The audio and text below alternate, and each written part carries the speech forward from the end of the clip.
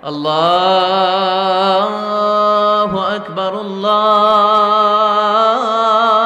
أكبر الله أكبر الله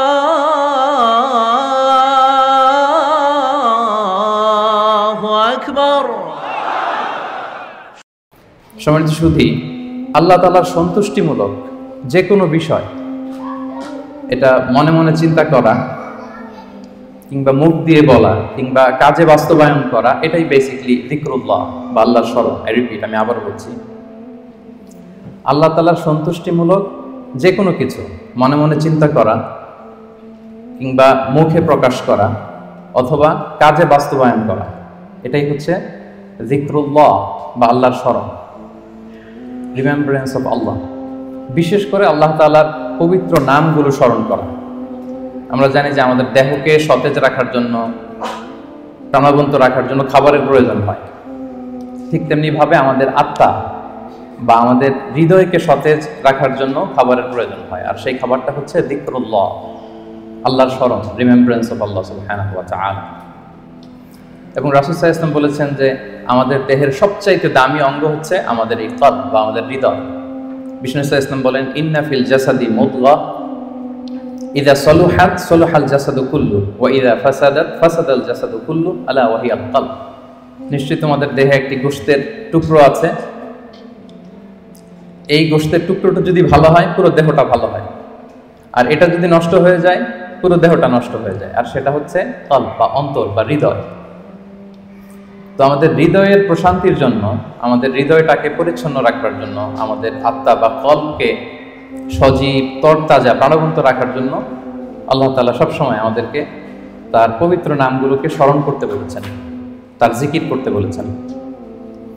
এবং আল্লাহ সুবহানাহু ওয়া তাআলার এই বরকতময় নামের যে লজ্জাত, যে স্বাদ, এটার আনন্দ তুলনাহীন,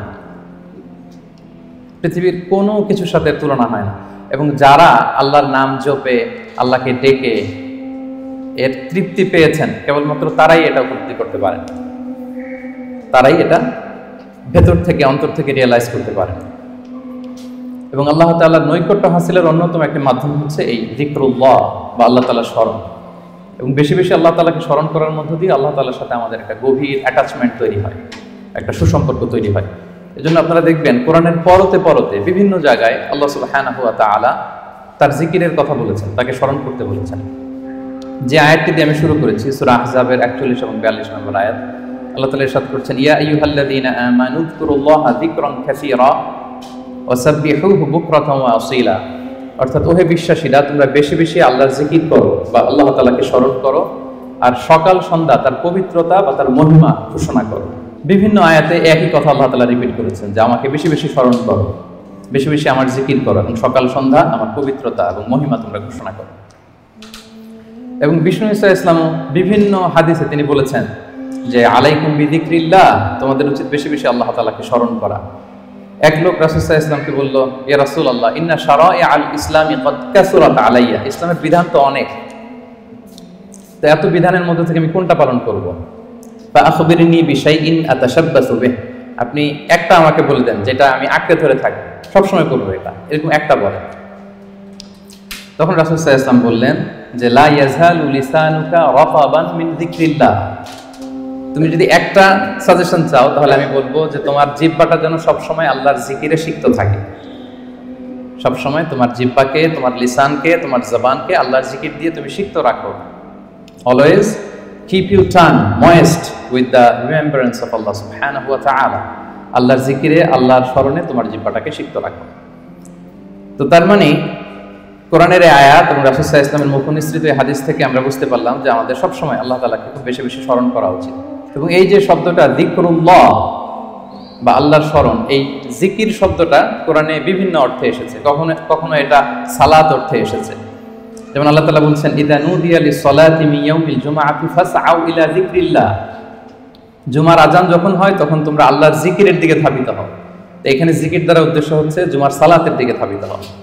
আবার কখনো কখনো এই জিকির শব্দটা কোরআন অর্থে এসেছে। আল্লাহ তাআলা বলছেন, ইন্না নাহনু নাযালনা যিকরা ওয়া ইন্না লাহু লাহাফিজুন, নিশ্চয়ই আমি আল্লাহ তাআলা এই জিকিরকে নাজিল করেছি, এই জিকিরকে আমি সংরক্ষণ করব। এই জিকির দ্বারা উদ্দেশ্য হচ্ছে কোরআন, মানে আমি কোরআনকে নাজিল করেছি আর এই কোরআনকে আমি সংরক্ষণ করব। আবার কখনো এই জিকির আল্লাহর আইন বা আল্লাহর বিধান অর্থে কোরআনে এসেছে। আল্লাহ তাআলা বলছেন, ওয়ামান আ'রাদা আন যিকরি ফাইন্না লাহু মাঈশাতান দানকা। যে ব্যক্তি আমি আল্লাহর আইন বা বিধান থেকে মুখ ফিরিয়ে নেয়, তাকে আমি তার জীবনটাকে আমি কঠিন করে দেব, সংকীর্ণ জীবিকা আমি তাকে দান করব, এবং কিয়ামতের দিন ওয়া নাহশুরুহু ইয়াওমাল কিয়ামাতি আ'মা, তাকে অন্ধ করে আমি কিয়ামতের দিন উত্থিত করব। আবার কখনো কখনো এই জিকির শব্দটা কোরআনে ইলম বা নলেজ কে রিপ্রেজেন্ট করতে এসেছে।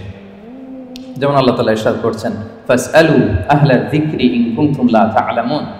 তোমরা যদি কিছু না জানো তাহলে আহলে জিকিরকে জিজ্ঞেস করে জেনে নাও। তো এই আহলে জিকির দ্বারা উদ্দেশ্য কি? আহলুল ইলম, মানে যার কোরআন সুন্নাহর জ্ঞান আছে। আবার পাশাপাশি জিকির বলতে আল্লাহর স্মরণও বোঝায়, সিম্পলি আল্লাহ তাআলাকে স্মরণ করা, যেটা আমাদের আজকের টপিক, রিমেম্বারেন্স অফ আল্লাহ সুবহানাহু ওয়া তাআলা। যে আয়াতটা দিয়ে আমরা শুরু করেছিলাম যে ইয়া আইয়ুহাল্লাযীনা আমানু যকুরুল্লাহা যিকরান কাসীরা, ওহে বিশ্বাসীরা তোমরা আল্লাহ তাআলাকে বেশি বেশি স্মরণ করো।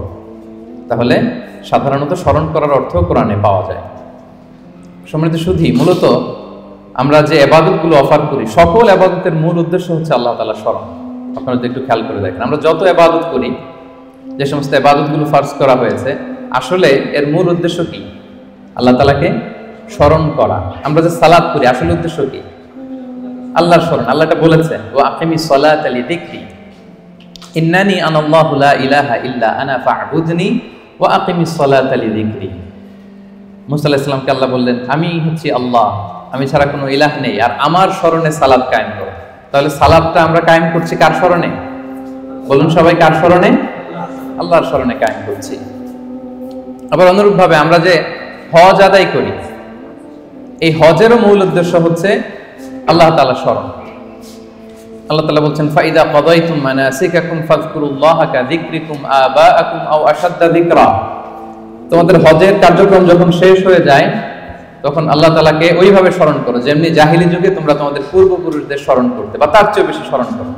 তাহলে সালাতের উদ্দেশ্য আল্লাহকে স্মরণ, আমরা এই আয়াত থেকে পেলাম। হজের উদ্দেশ্য আল্লাহকে স্মরণ। সিয়ামের উদ্দেশ্যের দিকে যদি আমরা খেয়াল করি, সিয়ামের প্রাইম অবজেক্টিভ হচ্ছে লাআল্লাকুম তাত্তাকুন, যাতে করে তোমরা আল্লাহ সচেতন হতে পারো, অর্থাৎ এই অনুভূতি নিজের মধ্যে বিল্ড করতে পারো যে আমি যাই করি না কেন, কে দেখে? আল্লাহ সুবহানাহু ওয়া তাআলা দেখে। তার মানে আল্লাহ স্মরণ। তার মানে সালাত আদায় করি, উদ্দেশ্য আল্লাহ স্মরণ। হজ আদায় করি, এটার উদ্দেশ্য আল্লাহ স্মরণ। আমরা যে রমাদানে সিয়াম অফার করছি, এটার উদ্দেশ্য কিন্তু আল্লাহ স্মরণ। তাহলে সকল ইবাদতের মূল উদ্দেশ্য বেসিকলি আল্লাহ তাআলাকে স্মরণ করা। সম্মানিত উপস্থিতি, এই পর্যায়ে আমি এই যে আল্লাহকে স্মরণ করতে বারবার বলা হয়েছে কোরআনে, হাদিসে, এই স্মরণ করলে আমাদের লাভটা কি, কি বেনিফিট আছে?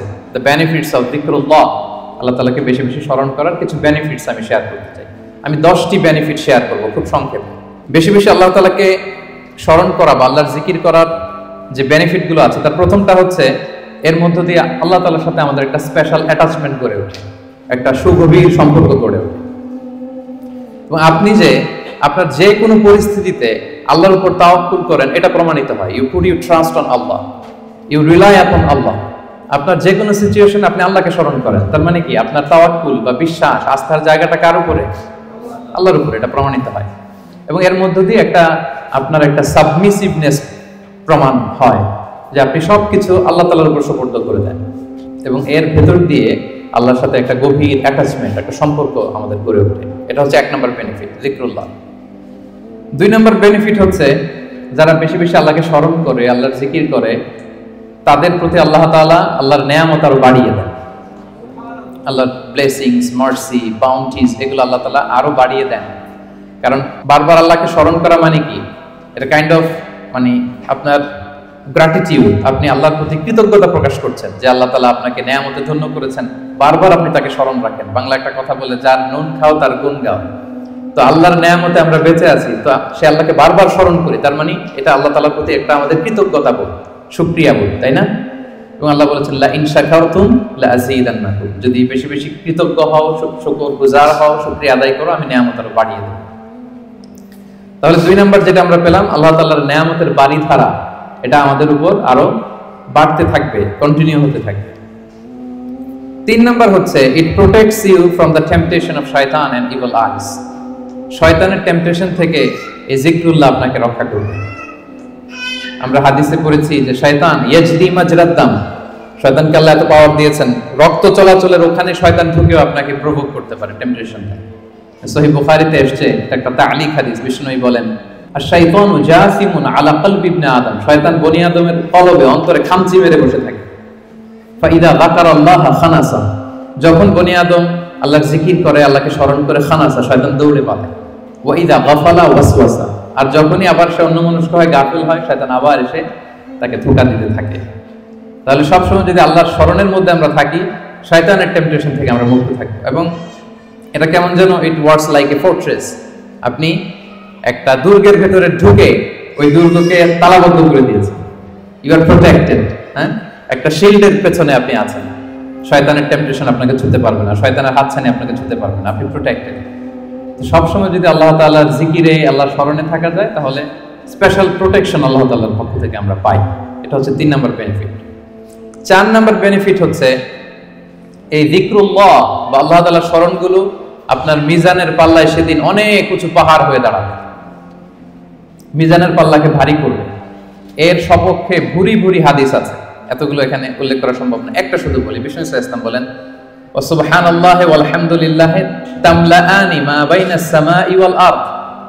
আপনি যদি একবার সুবহানাল্লাহ পড়েন বা আলহামদুলিল্লাহ পড়েন, তাহলে আকাশ জমিনের মাঝখানে যত ফাঁকা জায়গা আছে পুরো জায়গাটাকে আল্লাহ তাআলা সওয়াব দিয়ে পরিপূর্ণ করে আপনার আমলনামে উঠিয়ে দিবেন। সুবহানাল্লাহ বিহামদিহি। তাহলে প্রত্যেকটা তাসবিহ উচ্চারণের মধ্য দিয়ে আমার আমলনামা বাড়তেছে, তাই না? আমার মিজানের পাল্লা সেটা ভারী হবে। ফামান সাকুলাত মাওয়াজিনুহু ফাহুয়া ফি আইশাতির রাদিয়া, আর সেদিন যার মিজানের পাল্লা ভারী হবে সে আনন্দে থাকবে, সুখে থাকবে, স্বচ্ছন্দ থাকবে, শেষ হাসিটা সেই হাসবে। সো এই জিকিরটাকে, এটা আমাদের এডিকশনে রূপান্তর করা উচিত। বি এডিক্টেড উইথ দ্য যিকরুল্লাহ। সবসময় আপনি পড়ুন লা ইলাহা ইল্লাল্লাহ, সুবহানাল্লাহ। ট্রাফিক জ্যামে আটকে আছেন, পড়ুন আস্তাগফিরুল্লাহ। ড্রাইভিং করছেন, পড়ুন আস্তাগফিরুল্লাহ। মিটিং এ আছেন, ফাঁকে পড়ুন আস্তাগফিরুল্লাহ। অবসর সময় কাটাচ্ছেন, পড়ুন লা হাওলা ওয়ালা কুওয়াতা ইল্লা বিল্লাহ, হাসবুনাল্লাহ। আপনি পড়ুন, আপনি প্রোটেক্টেড থাকবেন এবং প্রতিটি শব্দ উচ্চারণের মধ্য দিয়ে আপনার আমলনামা ভারী হতে থাকবে। আচ্ছা, 5 নম্বর বেনিফিট হচ্ছে আল্লাহ সুবহানাহু ওয়া তাআলা যারা সব সময় আল্লাহকে স্মরণ করে তাদের জন্য ক্ষমা এবং সুবিশাল প্রতিদানের ঘোষণা দিয়েছেন। সূরা আহজাবের 35 নম্বর আয়াতে আল্লাহ তাআলা 10 শ্রেণীর ব্যক্তির ঘোষণা, 10 শ্রেণীর ব্যক্তির নাম উল্লেখ করে তিনি বলেছেন আ'আদাল্লাহু লাহুম মাগফিরাতাও ওয়া আজরান আযীমা। এই 10 শ্রেণীর লোকের জন্য আল্লাহ তাআলা ক্ষমা এবং সুমহান প্রতিদান তিনি রেখে দিয়েছেন। এই 10 শ্রেণীর ব্যক্তির মধ্যে এক শ্রেণী হচ্ছে আয-যাকিরুনাল্লাহা কাসীরাও ওয়ায-যাকিরাত, যারা সব সময় সর্ব অবস্থায় আল্লাহ তাআলাকে স্মরণ করে, তাদের জন্য আল্লাহ তাআলা ক্ষমা প্রস্তুত করে রেখেছেন। এবার বলেন তো আমাদের ক্ষমার দরকার আছে কিনা? হ্যাঁ, আছে। আমরা সবাই তো ক্ষমার ভিখারি, আল্লাহ তাআলার কাছে ক্ষমা চাই। আমরা সবাই পাপী, কুল্লুকুম খাত্তাউন ওয়া খায়রুল খাত্তাইনা আত-তাওয়াবুন। আমরা সবাই পাপী, আমাদের ক্ষমার প্রয়োজন আছে। তো আমরা যেন বেশি বেশি আল্লাহ তাআলাকে স্মরণ করি, তার জিকির দিয়ে যেন আমাদের জিহ্বাকে সিক্ত রাখি। আচ্ছা, 6 নাম্বার হচ্ছে it saves you from the hell fire. আল্লাহর জিকির জাহান্নামের আগুন থেকে মানুষকে বাঁচায়। রাসূল সাল্লাল্লাহু আলাইহি ওয়াসাল্লাম বলেন লিকুল্লি শাইইন সিকালা ওয়া সিকালাতুল কুলুবি যিকরুল্লাহ। সবকিছুকে পলিশ করতে হয়, আর অন্তরের পলিশ করার পদ্ধতি হচ্ছে যিকরুল্লাহ, আল্লাহর জিকির। আল্লাহর জিকির ছাড়া কোনো কিছু দিয়ে হৃদয়কে পলিশ করা যায় না। এরপর বিষ্ণু সাল্লাল্লাহু আলাইহি ওয়াসাল্লাম বলেছেন মা মিন শাইইন আনজা মিন আযাবিল্লাহি মিন যিকরিল্লাহ। আল্লাহর আযাব থেকে বান্দাকে বাঁচাতে আল্লাহর জিকিরের চেয়ে কার্যকরী দ্বিতীয় কোনো জিনিস আর পৃথিবীতে নেই। আল্লাহর আযাব থেকে রক্ষা করতে সবচাইতে কার্যকরী হাতিয়ার হচ্ছে যিকরুল্লাহ, আল্লাহর স্মরণ। সব সময় উঠতে বসতে আল্লাহ তাআলাকে স্মরণ করা। তাহলে বেশি বেশি জিকির আমাদেরকে জাহান্নামের আগুন থেকে বাঁচাবে। 8 নাম্বার বেনিফিট হচ্ছে, এটা খুব ইন্টারেস্টিং যদি আপনারা একটু খেয়াল করেন, যে এই জিকিরটা এটা যে কোনো সময় করা যায়। কি বলেন? যে কোনো সময় করা যায়, যে কোনো পরিস্থিতিতে করা যায়, ইন এনি সিচুয়েশন, যেখানে থাকেন করা যাবে। আল্লাহ বলেছেন ফাযকুরুল্লাহা কিয়ামা ওয়া কুউদা ওয়া আলা জুনুবিহিম। দাঁড়িয়ে করা যায় আল্লাহর জিকির, বসে করা যায়, শুয়ে করা যায়, ইভেন আপনি যদি অপবিত্র থাকেন তখনও করা যায়। আল্লাহর জিকির করার জন্য, আল্লাহকে মনে মনে স্মরণ করার জন্য কিন্তু পবিত্রতা প্রয়োজন নেই, সবাই একমত। ইভেন আপনি যদি জুনুবি হালাতে থাকেন, মানে আপনার উপর গোসল করা ফরজ, তখনও আপনি আল্লাহর জিকির করতে পারবেন। ইভেন আমাদের বোনদের যখন পিরিয়ড চলে তখনও তারা আল্লাহর জিকিরগুলো করতে পারে, তাসবিহগুলো করতে পারে, তাহলিলগুলো করতে পারে। সুবহানাল্লাহ ওয়া বিহামদিহি। তাহলে এটা এমন একটা আমল যেটা সব সময় করা যায়, যে কোনো মুহূর্তে করা যায়, যে কোনো সিচুয়েশনে করা যায়। এই জন্য আমরা যেন নিজেদেরকে আল্লাহর জিকিরের সাথে জুড়ে রাখি, সম্পৃক্ত করে রাখি, সবসময় আমাদের জিহ্বা যেন আল্লাহর জিকির দিয়ে আমরা সিক্ত রাখি। 9 নম্বর বেনিফিট হচ্ছে, আমরা যদি আল্লাহর জিকির করি আল্লাহ আমাদের জিকির করে। সুবহানাল্লাহ ওয়া বিহামদিহি। আল্লাহ তাআলা বলছেন, ফাযকুরুনি আযকুরকুম ওয়াশকুরুলি ওয়ালা তাকফুরুন। ওহে বান্দারা, তোমরা আমাকে স্মরণ করো, আমিও তোমাদেরকে স্মরণ করি। আমরা আল্লাহকে স্মরণ করলে আল্লাহ আমাদেরকে স্মরণ করে। সুবহানাল্লাহ। এটা অনুভূতির বিষয়। প্রাইম মিনিস্টার আনোয়ার ইব্রাহিম যদি আমাকে স্মরণ করে, আমাকে নিয়ে কথা বলে প্রাইম মিনিস্টারের অফিসে, এটা কেমন ফিল হবে আপনাদের? জো বাইডেন আমাকে নিয়ে আলাপ করে হোয়াইট হাউস, এটা কেমন ফিল হবে আপনাদের? আরশের মালিক আল্লাহ সুবহানাহু ওয়া তাআলা আপনাকে স্মরণ করে, আপনার নাম উল্লেখ করে, এটা কেমন লাগে আপনার কাছে? আল্লাহু আকবার। হাদিসে কুদসিতে আল্লাহ তাআলা বলেন, ফা ইন যাকারানি ফি নাফসি নাফসিহি যাকারতুহু ফি নাফসি। আমার কোন বান্দা যদি একাকী আমাকে স্মরণ করে, আমিও আমার বান্দাকে একাকী স্মরণ করি। আমার কোন বান্দা মনে মনে আমাকে স্মরণ করলে আমি তাকে মনে মনে স্মরণ করি। ওয়া ইন যাকারানি ফি মালাইন যাকারতুহু ফি মালাইন খায়রিম মিনহু। আর সামষ্টিকভাবে কোন বিশাল প্রোগ্রামে, গেট টুগেদারে যদি সবাই মিলে আমি আল্লাহকে স্মরণ করে, তাহলে আমি এর চেয়েও বড় গেট টুগেদার সাজিয়ে ফেরেশতাদেরকে নিয়ে সেখানে আমি আমার বান্দাকে স্মরণ করি। ওয়া ইন তাকাররাবা ইলাইয়া বিশিবরিন তাকাররাবতু ইলাইহি যিরাআন। আমার কোন বান্দা যদি আমার দিকে এক বিঘত অ্যাডভান্স হতে চায়, অগ্রসর হতে চায়, আমি আমার বান্দার দিকে এক হাত অগ্রসর হই। ওয়া ইন তাকাররাবা ইলাইয়া যিরাআন তাকাররাবতু ইলাইহি বাআন। আমার কোন বান্দা যদি আমার দিকে এক হাত আসতে চায়, আমি আমার বান্দার দিকে দুই হাত এগিয়ে যাই। ওয়া ইন আতানি ইয়ামশি আতাইতুহু হারওয়ালা। আমার কোন বান্দা যদি আমার দিকে হেঁটে হেঁটে আসতে চায়, আমি আমার বান্দার সাক্ষাতে উৎগ্রীব হয়ে তার দিকে দৌড়ে দৌড়ে যাই। ফাযকুরুনি আযকুরুকুম ওয়াশকুরুলি ওয়ালা তাকফুরুন। আমাকে স্মরণ করো তো আমিও তোমাদের স্মরণ করব। আল্লাহু আকবার। তাহলে জিকিরের 9 নম্বর বেনিফিট হচ্ছে, আমরা আল্লাহকে স্মরণ করলে আল্লাহ কি করে? আমাদেরকে স্মরণ করে। জিকিরের 10 নম্বর বেনিফিট হচ্ছে, জিকির হৃদয়কে প্রশান্ত করে। আলা বিযিকরিল্লাহি তাতমাইন্নুল কুলুব। আল্লাহর জিকির দিয়ে, আল্লাহর স্মরণ দিয়ে আমাদের হৃদয় প্রশান্ত হয়। সম্মানিত ভাই এবং বোনেরা, পৃথিবীর কোনো কিছু দিয়ে আপনার হৃদয়কে আপনি পরিতৃপ্ত করতে পারবেন না। কোনো কিছু না, তৃপ্ত হবে না আপনার হৃদয়। আপনি যদি খুব পেট ভরে ভালো কিছু খান 5 স্টার বুফেতে, আপনার পেট ভরবে কিন্তু হৃদয় তৃপ্ত হবে না। আপনি যদি অনেক টাকার মালিক হন, আপনার একটা স্যাটিসফ্যাকশন আসবে কিন্তু আপনার হৃদয় তৃপ্ত হবে না। আপনার যদি অনেক নেম হয়, ফেম হয়, পাওয়ার আসে আপনার হাতে, আপনার একটা স্যাটিসফ্যাকশন আসবে, আপনার হৃদয় তৃপ্ত হবে না।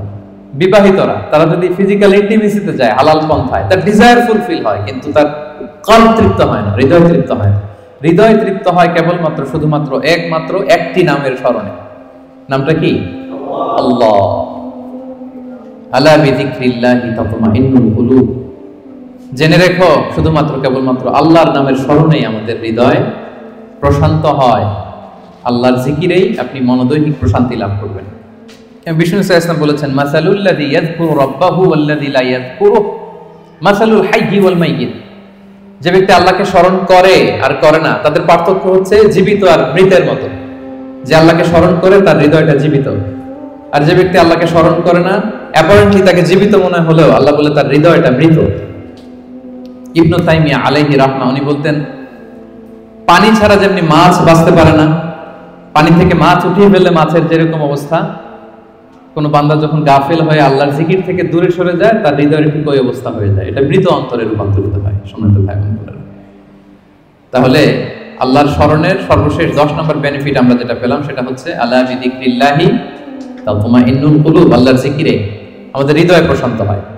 তাহলে 10টা বেনিফিট আমরা তো বুঝতে পারলাম নাকি? এখন কি মনের মধ্যে আগ্রহ জাগতেছে বেশি বেশি আল্লাহর তাসবিহ, তাহলিল, জিকিরগুলো করার অবসর টাইমে? হ্যাঁ, ইনশাআল্লাহ বলেন সবাই। ইনশাআল্লাহ, আল্লাহ আমাদের তৌফিক দান করুক। এবার আমরা একটু করে জেনে নেই, এই যে জিকির করব এটার পদ্ধতি কি। জিকিরের পদ্ধতি নিয়ে আবার অনেক কথাবার্তা আছে।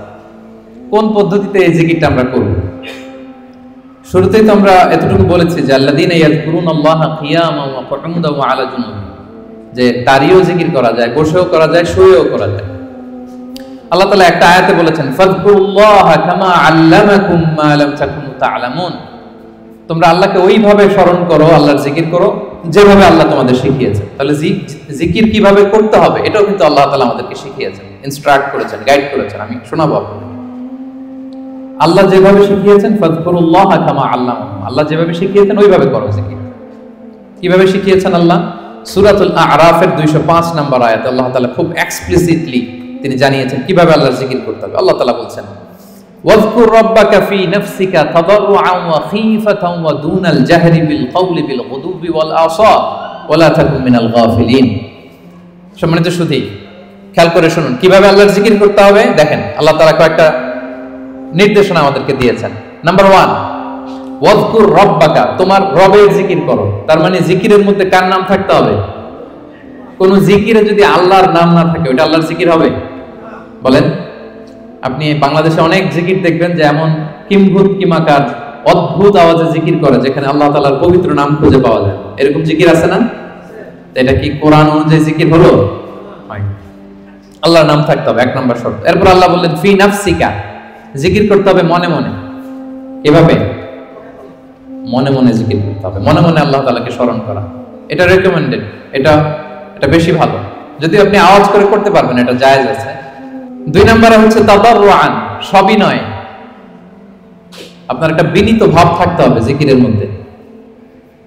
3 নম্বর হচ্ছে খীফাতান, ভীত বহবল চিত্তে, আল্লাহর ভয় আপনার অন্তরে জাগ্রত থাকতে হবে জিকিরের সময়। তারপর হচ্ছে দুনাল জাহরি মিনাল কওল, অনুচ্চ স্বরে, আওয়াজ করে না, চিৎকার চেঁচামেচি করে নয়। আওয়াজ করে জিকির করা যাবে শুধু তালিমের ক্ষেত্রে। ধরেন যে আমি শিক্ষা দিচ্ছি আমার স্টুডেন্টদেরকে বা লোকদেরকে যে এটা হচ্ছে লা ইলাহা ইল্লাল্লাহ, তো আমি আওয়াজ করে না বললে ওরা শুদ্ধভাবে উচ্চারণ করতে পারবে? তালিমান তারবিয়াতান এটা জায়েজ আছে, কিন্তু বেসিক্যালি জিকির হবে ফি নাফসিক, মনে মনে। তাদাররুআন, সবিনয়ে। খীফাতান, ভীত বহবল চিত্তে। দুনাল জাহরি বিল কওল, অনুচ্চ স্বরে আল্লাহ তাআলাকে ডাকো। এটা হচ্ছে জিকিরের পদ্ধতি কোরআনের আয়াতের আলোকে। হাদিসে বিষ্ণু ইসলাম আরেকটা যোগ করেছেন। এক হাদিসে বিষ্ণু বলেন 7 শ্রেণীর ব্যক্তিকে আল্লাহ তাআলা কিয়ামতের দিন তার সুশীতল আরশের নিচে ছায়া দিবেন, যেদিন আল্লাহর দেয়া সেই ছায়া ছাড়া কোনো ছায়া থাকবে না। এর মধ্যে 1 শ্রেণীর ব্যক্তি হচ্ছে রাজুলুন যাকারাল্লাহা খালিয়ান ফাফাদাত আইনা, এমন ব্যক্তি যে গোপনে আল্লাহকে ডাকে। যাকারাল্লাহা খালিয়ান, বিষ্ণুকে আরেকটা জুড়ে দিয়েছেন খালিয়ান, গোপনে। গোপনে জিকির এটা আল্লাহ তাআলার কাছে বেশি পছন্দনীয়। এরপর তিনি আবার বললেন ফাফাদাত আইনা, অশ্রুসিক্ত নয়নে, চোখের পানি ছেড়ে অশ্রুসিক্ত নয়নে যদি আমরা জিকির করি, ওই জিকিরটা, ওই দোয়াটা আল্লাহ তাআলার কাছে খুব দ্রুত কবুল হয়ে যায়। প্রিয় ভাই বোনেরা, 2 ফোঁটা আল্লাহর কাছে সবচাইতে প্রিয়। আওয়াজ করে বলুন তো কয় ফোঁটা? 2 ফোঁটা। এক হচ্ছে জিহাদের ময়দানে মুজাহিদের গা বেয়ে রক্তের ফোঁটা। জিহাদের ময়দানে মুজাহিদের শরীর থেকে ঝরে পড়া রক্তের ফোঁটা আল্লাহর কাছে বড় প্রিয়। 2 নাম্বার হচ্ছে অনুতপ্ত বান্দার চোখের পানির ফোঁটা। একজন বান্দা তার কৃতকর্মের জন্য অনুতপ্ত হয়ে যখন কাঁদে, অশ্রু বিসর্জন দেয়, তার চোখের পানি তার চোখ বেয়ে, তার নাক বেয়ে জমিনে ড্রপ করার আগেই আল্লাহ এই বান্দাকে মাফ করে দেয়। তাহলে মুজাহিদের রক্তের ফোঁটা আর অনুতপ্ত বান্দার চোখের পানির ফোঁটা আমার কাছে খুব প্রিয়। বিশ্বনবী তাই বললেন, রাজুলুন যাকারাল্লাহা খালিয়ান ফাফাদাত আইনা, এমন ব্যক্তি যে গোপনে আল্লাহকে স্মরণ করে আর অশ্রুসিক্ত নয়নে। তাহলে জিকির কিভাবে করব? মোটামুটি একটা পিকচারাইজেশন হয়েছে না? হ্যাঁ, ওয়াযকুর রাব্বাকা ফি নাফসিকা, মনে মনে জিকির করুন। তাদাররুআন, সবিনয়ে। খীফাতান, ভীত বহবল চিত্তে। দুনাল জাহরি বিল কওল, অনুচ্চ স্বরে। আর হাদিসে এসেছে খালিয়ান, গোপনে। ফাফাদাত আইনা, অশ্রুসিক্ত নয়ন। এভাবে যদি আমরা আল্লাহ তাআলাকে স্মরণ করি, এভাবে যদি আমরা কায়মনোবাক্যে আল্লাহকে ডাকি, এভাবে যদি আল্লাহ তাআলার কাছে চাই, আল্লাহ তাআলা এই দৃশ্যটা দেখতে করতে পছন্দ করেন। তাহলে জিকিরের পদ্ধতি সবার কাছে ক্লিয়ার? এর বাইরে যে লম্ফ জম্ফ দিয়ে অদ্ভুত কিম্ভূত কিমাকার আওয়াজ করে জিকির করলে এটা হবে? ওটা কোরআন সুন্নাহর সাথে সাংঘর্ষিক হবে। এভাবে জিকির করা যাবে না। সুস্পষ্ট আল্লাহ তাআলার পবিত্র বরকতময় নাম বোঝা যেতে হবে এবং গোপনে অনুচ্চ স্বরে নীরবে আল্লাহ তাআলার নামকে জপতে হবে। এবার দ্য কোশ্চেন অ্যারাইজেস, কোন জিকিরটা করব? জিকির তো অনেক, কি বলেন? আমরা একটু জেনে নিই যে সবচাইতে শ্রেষ্ঠ জিকির কোনটা। কেউ কি জানেন সবচেয়ে শ্রেষ্ঠ জিকির কোনটা? হ্যাঁ, সুবহানাল্লাহি বিহামদি। আর একটু বলেন, আওয়াজ করে, সাহস করে বলেন। লা ইলাহা ইল্লাল্লাহ, এই তো চলে আসছে। এটা সবচাইতে শ্রেষ্ঠ জিকির।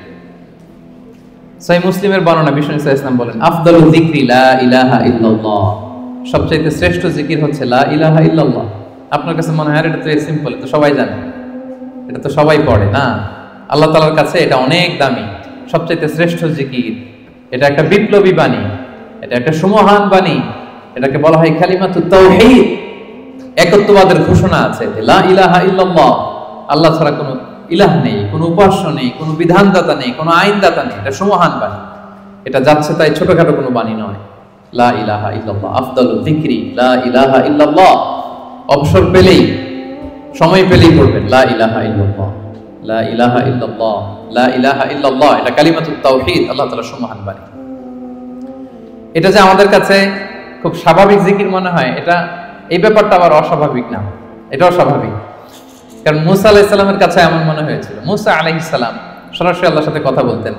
মুস্তাদরাকে হাকিমে একটা হাদিস এসেছে, মুসা আলাইহিস সালাম আল্লাহকে বললেন, ইয়া রাব্বি আল্লিমনি শাইআন আযকুরুকা বিহি ওয়া আদউকা বিহি। মুসা আলাইহিস সালাম আল্লাহকে বললেন, আল্লাহ আপনি আমাকে এমন একটা জিকির শিক্ষা দেন যে জিকিরটা দিয়ে আমি আপনাকে ডাকবো, আপনার কাছে চাইবো, এবং এটা আর কেউ জানবে না, আপনি আর আমি। তো আল্লাহ বললেন, ইয়া মুসা কুল লা ইলাহা ইল্লাল্লাহ।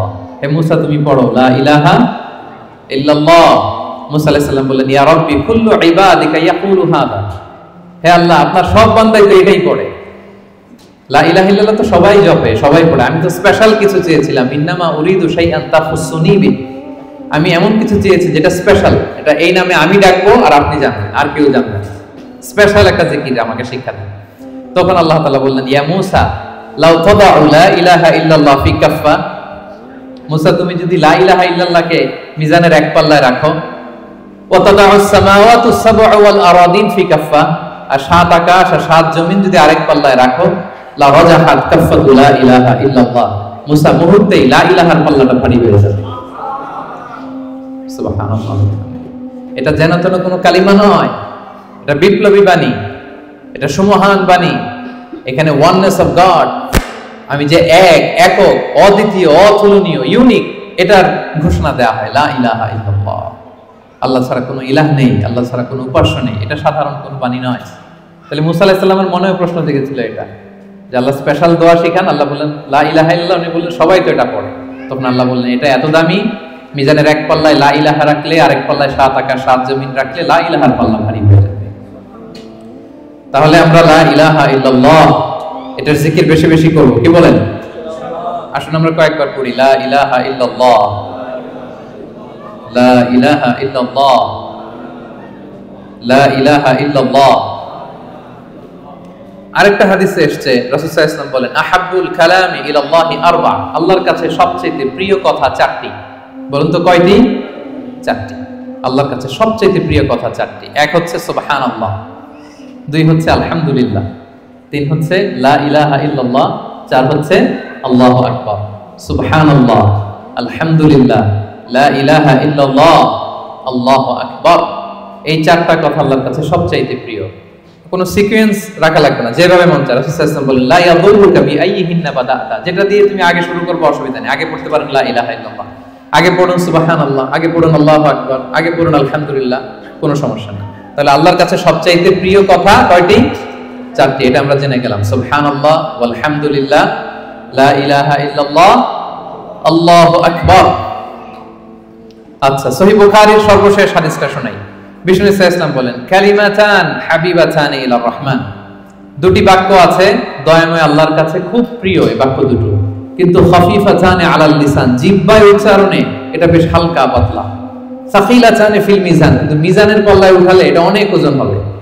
এর এক হচ্ছে সুবহানাল্লাহি ওয়া বিহামদিহি, সুবহানাল্লাহিল আযীম, সুবহানাল্লাহি ওয়া বিহামদিহি, সুবহানাল্লাহিল আযীম। এটা পারেন না আপনারা? আজকের এই যে আলোচনা তো রেকর্ড হচ্ছে, আপনারা আমাদের সোশ্যাল মিডিয়া হ্যান্ডেলে সার্চ করলে পেয়ে যাবেন। আমি উচ্চারণ সহ বলে দিচ্ছি প্রত্যেকটা, আমরা যেন এগুলো মুখস্থ করে নিই। দুটি বাক্য আল্লাহর কাছে খুব প্রিয়, বড্ড প্রিয়। কিন্তু জিহ্বায় উচ্চারণ একেবারে very simple, very easy and smooth, কিন্তু মিজানের পাল্লা রেখে দিলে অনেক ভারী হয়ে যাবে। সুবহানাল্লাহি বিহামদিহি সুবহানাল্লাহিল আযীম। তারপরে আর কোন নামে জিকির করব? আল্লাহর 99টি নাম ধরে আল্লাহকে ডাকবো। আল্লাহর 99টা সুন্দর সুন্দর নাম আছে। কুল ইদউল্লাহ আও ইদউর রহমান আইয়াম্মা তাদউ ফালাহুল আসমাউল হুসনা। আল্লাহকে আল্লাহ বলে ডাকো কিংবা রহমান বলে ডাকো, তবে জেনে রাখো আল্লাহর অনেকগুলো সুন্দর সুন্দর নাম আছে। কয়টা নাম? সহিহ বুখারীতে এসেছে ইন্না লিল্লাহি 99 ইসমা মিআতান ইল্লা ওয়াহিদা। আল্লাহর 99টা নাম আছে। মান আহসাহা দাখালাল জান্নাহ। যে এই 99 নামকে মুখস্থ করবে, এটাকে হৃদয়ে ধারণ করবে, এর যে হক আছে আদায় করবে, আল্লাহ তাকে জান্নাত দান করবে। আল্লাহর 99টা নাম সুযোগ হলে মুখস্থ করবেন। আমাদের আইআইএম এর প্রতিদিনের মর্নিং অ্যাসেম্বলি শুরু হয় আল্লাহর 99টা নাম জপে। খেয়াল করেছেন আপনারা? হ্যাঁ, একটা নাশিদের সুরে পড়ে সকালবেলা, নাকি ঘুমিয়ে থাকেন ওই টাইমে আপনারা? সকালবেলা 8টার দিকে, মোস্ট লাইকলি 8টার দিকে যখন দোয়া করে আমাদের মর্নিং অ্যাসেম্বলি শুরু হয় ইউআইতে, সেই তো আমি 13 সাল থেকে শুনতেছি আল্লাহর 99টা নাম জপে তারপরে officially the starting of the day এখানে হয়। আলহামদুলিল্লাহ। তো আল্লাহর নামগুলো ধরে যেন আমরা আল্লাহকে ডাকি, ইয়া আল্লাহ, ইয়া রহমান, ইয়া রহিম, ইয়া হাইয়্যু, ইয়া কাইয়্যুম। এভাবে আল্লাহকে ডাকলে আল্লাহ তাআলা বড় খুশি হন। এবং হাদিসে এসেছে আর রহমান আর রহিম এবং হাইয়্যু আর আল কাইয়্যুম, এই নামগুলোকে ইসমে আজম বলা হয়েছে। এক সাহাবী এভাবে ইয়া হাইয়্যু, ইয়া কাইয়্যুম, ইয়া রহমান, রহিম বলে দোয়া করছে। এই দোয়া রাসূল সাল্লাল্লাহু আলাইহি ওয়াসাল্লাম শুনে বললেন, ওর দোয়া তো আছে, কবুল হয়ে যাবে, কারণ সে ইসমে আজম ধরে ধরে দোয়া করছে। সুবহানাল্লাহ ওয়া বিহামদিহি। ইসমে আজম হচ্ছে এমন আল্লাহর নাম, ইদা দুইয়া বিহি আজাবা, আল্লাহ এটা দিয়ে আল্লাহকে ডাকলে আল্লাহ ডাকে সাড়া দেয়। ওয়া ইদা সুইলা বিহি আ'তা, এই নামের বদৌলতে আল্লাহর কাছে কিছু চাইলে আল্লাহ দিয়ে দেয়। তাহলে এই নামগুলো ধরে আমরা আল্লাহ তাআলাকে ডাকতে পারি। কি বলেন? আল্লাহর 99টা নাম আমরা যেন মুখস্থ করি। সব শেষে বলবো আযকারুস সাবাহি ওয়াল মাসা। যেহেতু আমি যে আয়াত দিয়ে শুরু করেছিলাম, সেই আয়াতের শেষে আল্লাহ বলেছেন ওয়াসাব্বিহুহু বুকরাতাও ওয়া আসীলা। তোমরা বেশি বেশি আল্লাহকে স্মরণ করো, আর সকাল সন্ধ্যা আল্লাহর মহিমা, আল্লাহর প্রশংসা, আল্লাহর গ্লোরি, এটাকে তোমরা বর্ণনা করো। আল্লাহর প্রশংসা, আল্লাহর মহিমা বর্ণনা করো সকাল সন্ধ্যা। সবসময় তো করবোই, বিশেষ করে সকাল সন্ধ্যা। এবং রাসূল সাল্লাল্লাহু আলাইহি ওয়াসাল্লাম ফজরের সালাতের পরে, মাগরিবের সালাতের পরে লম্বা তাসবিহ পড়তেন। ফজরের প্রত্যেক ফরজ সালাতের পরে বিষ্ণু সাল্লাল্লাহু আলাইহি ওয়াসাল্লাম তাসবিহ তো পড়তেনই। ফজর আর মাগরিব এই দুইটার পরে আরো দীর্ঘ সময় ধরে তিনি তাসবিহ পড়তেন। প্রত্যেক ফরজ নামাজের পরে রাসূল সাল্লাল্লাহু আলাইহি ওয়াসাল্লাম 3 বার ইস্তিগফার করতেন। সবচেয়ে সহজ, খুব সহজ একটা জিকির, আস্তাগফিরুল্লাহ আস্তাগফিরুল্লাহ আস্তাগফিরুল্লাহ। আপনারা পড়েন তো নাকি? পড়েন। হ্যাঁ, এগুলো হচ্ছে টেক অ্যাওয়ে মেসেজ, এগুলো নিয়ে যেতে হবে সাথে করে। এই যে আইএম বাংলাদেশ কমিউনিটির সুন্দর প্রোগ্রামের আয়োজন করলাম, আমরা আসলাম, আমরা যেন প্রতিটা টেক অ্যাওয়ে মেসেজ সাথে করে নিয়ে যাই। ফরজ সালাতের পরে 3 বার আস্তাগফিরুল্লাহ আমরা পড়বো। ইস্তিগফারের অনেক ফজিলত, বেসিক 5টা ফজিলত বিষ্ণুই বলেন, মান লাজিমাল ইস্তিগফার জাআলাল্লাহু লাহু মিন কুল্লি দীকিন মাখরাজা। ইস্তিগফার যে সব সময় পড়বে ও জীবনে আটকাবে না, বিপদে পড়লেই আল্লাহ এই যে কেলওয়ারের ব্যবস্থা করে দিবেন, মানে ওয়ে আউট, এক্সিট। আপনি আটকাবেন, আল্লাহ আপনাকে ওয়ে আউটের ব্যবস্থা করে দিবে। অমিন কুল্লি হাম্মিন ফারাজা, দুশ্চিন্তা থাকবে না আপনার জীবনে, অ্যাংজাইটি থাকবে না, চিন্তা মুক্ত করবেন। 2টা গেল। ওয়ারযুকহু মিন হাইসু লা ইয়াহতাসিব, এমন জায়গা থেকে আল্লাহ রিজিকের ব্যবস্থা করে দিবেন আপনাকে, আপনি কল্পনাও করতে পারবেন। 4 নাম্বার, আল্লাহর পক্ষ থেকে বড় আযাব গজব কখন আপনাকে স্পর্শ করবে না। ওমা কানাল্লাহু মুআযিবাহুম ওয়া হুম ইস্তাগফিরুন, আমার বান্দারা যতক্ষণ ইস্তিগফার করে কোনো আযাব তাকে স্পর্শ করবে না। 5 নাম্বার, যে সব সময় ইস্তিগফার, উঠতে বসতে সব কাজে ইস্তিগফার করে, করতে করতে এক পর্যায়ে এই ব্যক্তি মুস্তাজাবুদ দাওয়াতে উন্নীত হয়ে যায়। মুস্তাজাবুদ দাওয়া মানে এমন ব্যক্তি যে দোয়া করতে দেরি হয়, ওই দোয়া কবুল হতে দেরি হয়, হাত তুলতে দেরি আল্লাহ কবুল করে ফেলে।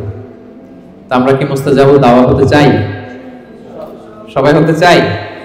আমরা যেন বেশি বেশি ইস্তিগফার করি। এরপর রাসূল সাল্লাল্লাহু আলাইহি ওয়াসাল্লাম পড়তেন আল্লাহুম্মা লা মানিআ লিমা আ'তাইতা ওয়া লা মু'তিয়া লিমা মানা'ত ওয়া লা ইয়ানফা'ু যাল জাদ্দি মিনকাল জাদ। অর্থগুলো বড় সুন্দর। আল্লাহ, তুমি যেটা আমাকে দিবে এটাকে আটকে রাখার কেউ নেই। আল্লাহ, তুমি যেটা আটকে রাখতে চাও, দিতে চাও না, গোটা বিশ্বের সব শক্তি একসাথে মিলেও এটা আমার সামনে হাজির করার ক্ষমতা কারণ। আল্লাহ, তোমার সামনে তোমার আনুগত্য ছাড়া অন্য কিছুর কোনো দাম হয় না। এগুলো রাসূল সাল্লাল্লাহু আলাইহি ওয়াসাল্লাম পড়তেন। সকালবেলা পড়তেন আল্লাহুম্মা বিকা আসবাহনা ওয়া বিকা আমসাইনা ওয়া বিকা নাহইয়া ওয়া বিকা নামুতু ওয়া ইলাইকান নুশুর। আবার সন্ধ্যাবেলা পড়তেন আল্লাহুম্মা বিকা আমসাইনা ওয়া বিকা আসবাহনা ওয়া বিকা নাহইয়া ওয়া বিকা নামুতু ওয়া ইলাইকান নুশুর। এই দোয়াগুলো রাসূল সাল্লাল্লাহু আলাইহি ওয়াসাল্লাম পড়তেন। আল্লাহুম্মা আনতাস সালাম ওয়া মিনকাস সালাম তাবারাকতা ইয়া যাল জালালি ওয়াল ইকরাম, এটা পড়তেন। ফজরের সালাতের পর একটা বিশেষ দোয়া পড়তেন, আল্লাহুম্মা ইন্নী আসআলুকা ইলমান নাফিআ ওয়া রিজকান তাইয়্যিবা ওয়া আমালান মুতাকাব্বালা। আল্লাহ, আপনার কাছে আমি উপকারী জ্ঞান চাই। আল্লাহ, আপনার কাছে আমি পবিত্র রিজিক চাই। আল্লাহ, আপনার কাছে আমি কবুলযোগ্য আমল চাই। এই দোয়াগুলো রাসূল সাল্লাল্লাহু আলাইহি ওয়াসাল্লাম পড়তেন। প্রত্যেক ফরজ সালাতের পরে 33 বার সুবহানাল্লাহ, 33 বার আলহামদুলিল্লাহ, 33 বার আল্লাহু আকবার, সবশেষে মিলাতেন এই বলে লা ইলাহা ইল্লাল্লাহ ওয়াহদাহু লা শারীকা লাহু লাহুল মুলকু ওয়া লাহুল হামদু ওয়া হুয়া আলা কুল্লি শাইইন কাদির। এই দোয়াটা লা ইলাহা ইল্লাল্লাহ ওয়াহদাহু লা শারীকা লাহু, বিষ্ণু বলেন এটা আরাফার দিনের শ্রেষ্ঠ দোয়া। এই দোয়া আমি আমার আগের সব নবীরা পড়েছেন। এই দোয়াটা যেন আমরা বেশি বেশি পড়ি। কত দোয়া যে বিষ্ণু সাল্লাল্লাহু আলাইহি ওয়াসাল্লাম করেছেন, প্রতিটা মুহূর্তে আল্লাহ তাআলার জিকির দিয়ে বিষ্ণু সাল্লাল্লাহু আলাইহি ওয়াসাল্লাম তার জিহ্বাকে সিক্ত রাখতেন। আমরা তো ঘুমের সময় পড়ি আল্লাহুম্মা বিসমিকা আমুতু ওয়া আহইয়া, বিষ্ণুনবী চমৎকার একটা দোয়া পড়তেন, আল্লাহুম্মা ইন্নী আসলামতু ওয়াজহি ইলাইক ওয়া ফাওয়াদতু আমরি ইলাইক ওয়া আলজাতু যাহরি ইলাইক রাগবাতান ওয়া রাহবাতান ইলাইক লা মালজা ওয়া লা মানজা ইল্লা ইলাইক, আল্লাহুম্মা আমানতু বিকিতাবিকাল্লাযী আনসালতা ওয়া নাবিয়্যিকাল্লাযী আরসালতা। হে আল্লাহ, আমি আমার নিজেকে তোমার কাছে পরিপূর্ণ সাবমিশন করে দিলাম। ঘুমোতে গেলে আমাদের পিঠ বিছানায় লাগে না, আল্লাহ আমার বিছানাকে তোমার কাছে আমি আশ্রয় রাখলাম। আল্লাহ, আমার নিজেকে আমি তোমার কাছে সুপর্দ করে দিলাম।